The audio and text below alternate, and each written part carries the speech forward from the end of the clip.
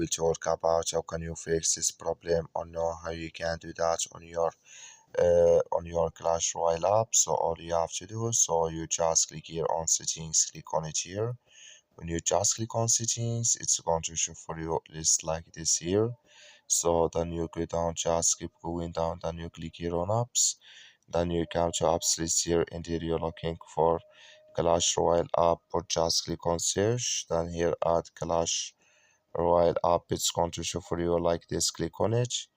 So then it's going to take you to this list, click on force stop, then you click on OK, then you go down, just click here on storage, come to storage list here, just click on clear cache. Then all you have to do, so you just go to your Play Store here, click here on Play Store, then you search here for Clash Royale. It's going to show for you like this.